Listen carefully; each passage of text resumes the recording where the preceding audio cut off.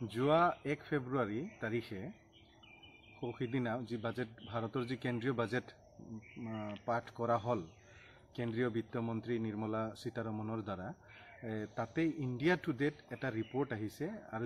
যিটো BTCৰ কাৰণে যথেষ্ট গুৰুত্বপূৰ্ণ ৰিপৰ্ট আৰু ৰিপৰ্টটোৰ শীৰ্ষক যিটো আছিল এইটো হ'ল why Nirmala Sitharaman is generous to Tuliram Ronghang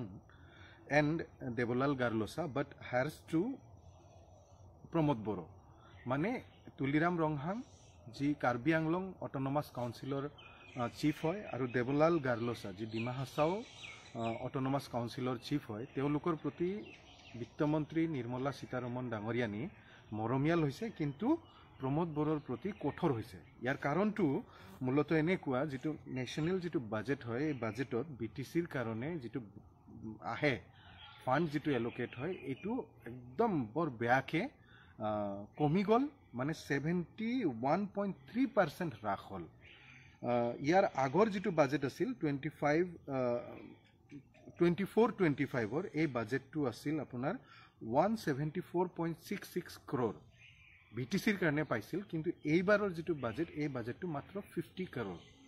crore লৈকে নামিল 25-26ত আৰু ইয়াৰ যিটো মূল কাৰণ এই ৰিপৰ্টত ব্যাখ্যা কৰিছে মূল কাৰণটো হ'ল প্ৰমোদ বড়ো ডাঙৰীয়াই পূৰ্বৰ বাজেটৰ টকাখিনি খৰচ কৰিব পৰা নাই he is failure to spend the money which was allocated in the previous financial year গতিকে আজি ভাবি চাওক যদি প্ৰমোদ বড়ো ডাঙৰীয়াৰ যি ফেইলাৰ হ'ল তেওঁ যি অপৰাগ এই অপৰাগতাৰ কাৰণে BTCয়ে এইবাৰ কেন্দ্ৰীয় বাজেটৰ পৰা 124 crore 124.66 কোটি টকা BTCয়ে নাপালে কাৰ কাৰণে নাপালে প্ৰমোদ বড়োৰ ফেইলাৰৰ কাৰণে নাপালে আৰু এইখিনি টকা যদি পোৱা যায় অলপ চলপ টকা নহয় বহুত টকা এইখিনি টকা যদি পালে হয় তেতিয়াহ'লে চাক BTCৰ ডেভেলপমেণ্টৰ কিমান কাম কাজ কৰিব পাৰিলে হয় কিমান ৰাস্তা বনাব পাৰিলে হয় কিমান দলং বনাব পাৰিলে হয় কিমান নিবনুৱা যুৱক যুৱতীক সংস্থাপন দিব পাৰিলে হয় কিন্তু ফেইলাৰ হ'ল প্ৰমোদ বড়ো ডাঙৰীয়াই কাৰণ তেওঁৰ দূৰদৰ্শিতাৰ অভাৱ আছে তেওঁ কাম কৰিব নাজানে বিগত 5 বছৰেদি BTCৰ ৰাইজে দেখিছে তেওঁ কমপ্লিটলি ফেইলাৰ তেওঁ যিবিলাক কাম কৰি আছে এইবিলাক কাম তেওঁৰ মনত যিবিলাক আহে এইবিলাক কাম কৰে ৰাইজে বিচাৰা কাম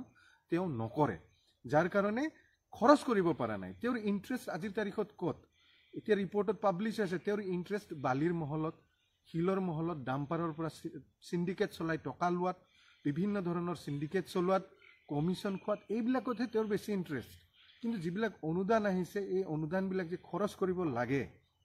তেওঁ এইবিলাকত ফেইলাৰ হৈছে আৰু ফেইলাৰ হোৱাৰ কাৰণে এইবাৰ BTCৰ ৰাইজে কেন্দ্ৰীয় চৰকাৰৰ যি সাহায্য 124.66 কোটি টকা এইদৰে ফেইলাৰ হৈছে আৰু এই বাজেটটোৰ যিটো বিষয় এই বিষয়টো সমূহ ৰাইজক জনাবৰ কাৰণে আজি এই প্ৰেছ মিট যোগে আজি জনোৱা হ'ল আপোনালোকে এই ৰিপৰ্টটো পঢ়ি যাব পাৰে ইণ্ডিয়া টুডেত 1 ফেব্ৰুৱাৰী তাৰিখে এই ৰিপৰ্টটো প্ৰকাশ নমস্কাৰ যোৱা 1 ফেব্ৰুৱাৰী তাৰিখে সিদিনা যি বাজেট ভাৰতৰ যি কেন্দ্ৰীয় বাজেট পাঠ কৰা হ'ল কেন্দ্ৰীয় বিত্তমন্ত্ৰী নিৰ্মলা সীতাৰমণৰ দ্বাৰা